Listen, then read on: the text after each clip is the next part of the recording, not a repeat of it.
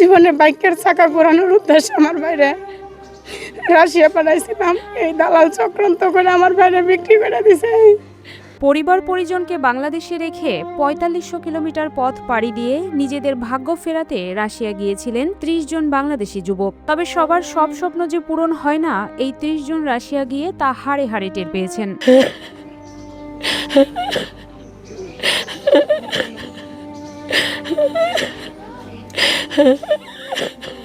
এদের মধ্যে একজন কিশোরগঞ্জের আবু হানিফ। ৫ মাসের অন্তঃসত্ত্বা স্ত্রীকে দেশে রেখে পরিবারের ভাগ্য বদলাতে ৮ লাখ টাকা খরচ করে রাশিয়া যান তিনি। কিন্তু সেখানে গিয়ে এক ভয়াবহ নির্মমতার মুখে পড়তে হয়েছে তাকে। অভিযোগ উঠেছে, দালালের মাধ্যমে রাশিয়া যাওয়ার পর হানিফ সহ ৩০ জন বাংলাদেশিকে বিক্রি করে দেয়া হয়েছে রুশ সেনাবাহিনীর কাছে। তাদের জোরপূর্বক যুদ্ধের প্রশিক্ষণ দেয়া হচ্ছে। আমার ভাইয়ের সাথে আরো ৩০ জন আছে, ওরা ৩০ জন সবাই একসাথে ওই দালালের চক্রে পড়ে।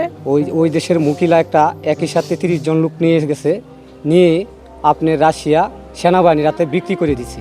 নিখোঁজ স্বজনের এমন ভয়াবহ পরিণতিতে এখন দিশেহারা পুরো পরিবার। ঘরের এক কোণে বসে অঝরে কাঁদছেন ৫ মাসের অন্তঃসত্ত্বা এক নারী। চোখের জল আর থামছে না বৃদ্ধা মায়েরও। যে মানুষটি অনাগত সন্তানের মুখ দেখার আগেই পরিবারের মুখে হাসি ফোটাতে শুধু রাশিয়া পাড়ি জমিয়েছিলেন, তার এমন নির্মম পরিণতির কথা কোনোভাবেই মেনে নিতে পারছে না পরিবার।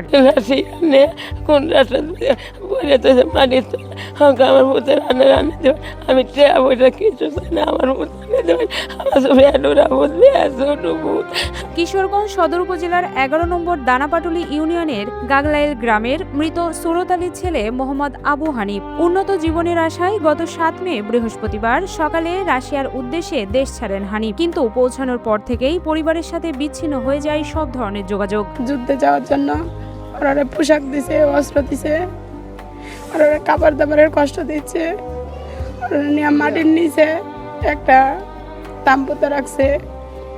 মানে ও জায়গা থেকে আমাদের সাথে আর কোনো যোগাযোগ হয় না। এই মাসের ৭ তারিখে আমাদের ভাই রাশিয়ার উদ্দেশ্যে রওনা হয়। দীর্ঘ ৯ দিন কোনো প্রকার খোঁজ খবর না পাওয়ার পর ১৬ মে হঠাৎ করেই রাশিয়ার অপরিচিত নাম্বার থেকে হানিফের পরিবারের কাছে একটি ফোন কল আসে। ওপাশ থেকে আবু হানিফ জানায় সে খুব বিপদে আছে, রুশ সেনাবাহিনীর কাছে তাকে বিক্রি করে দেয়া হয়েছে। সে ছাড়াও বাংলাদেশের আরও ৩০ জন সেখানে বন্দী। তাদেরকে জোর করে যুদ্ধের প্রশিক্ষণ দেয়া হচ্ছে। ২ মিনিট কথা বলছে দ্রুত গতিতে তাদের বাংলাদেশে আনার ব্যবস্থা করে দেওয়ার জন্য, যে তাদের অবস্থা খুবই ভয়াবহ খারাপ।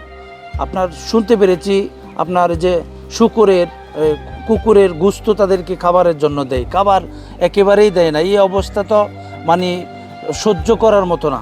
আমার ভাই আবু হানিফ সে আমাদেরকে লাস্ট ১৬ তারিখে জানাইছে যে ভাগিনারে বলছে যে মামা তারা আমরা বাসা, আমাদেরকে ওরা অনেক অত্যাচার করতেছে। পারিবারিক সূত্রে জানা যায় আবু হানিফ একই গ্রামের সোহাগ নামের এক দালালের খপ্পরে পড়েন। পরবর্তীতে ঢাকার জাবালে নূর এজেন্সির মাধ্যমে দীর্ঘ প্রসেসিং শেষে ৭ মে তাকে রাশিয়ায় পাঠানো হয়। কিন্তু সেখানে নিয়ে তাকে যুদ্ধক্ষেত্রে ঠেলে দেয়া হবে তা কেউ ভাবতেও পারেননি। সোহাগ দালালের আমাদের ৮ লাখ টাকা দেয়, দেওয়ার পরে ওই নিয়ে যায় আমার বাইরে রাশিয়া আর্মিদের হাতে বিক্রি করে দেয়। এদিকে এই ঘটনা জানাজানি হওয়ার পর পুরো গাগলাইল গ্রামে নেমে এসেছে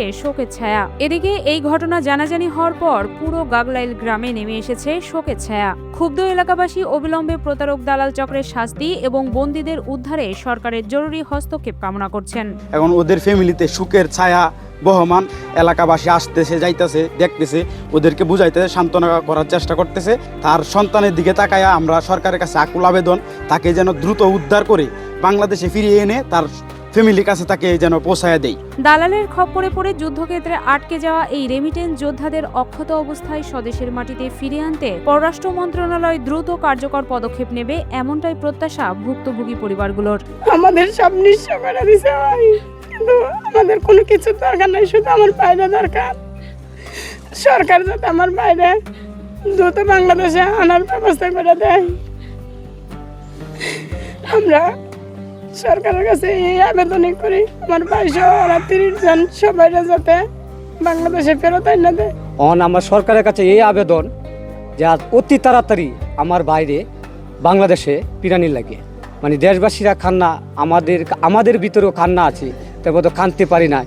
মানুষকে সান্ত্বনা দেওয়ার লাগিয়া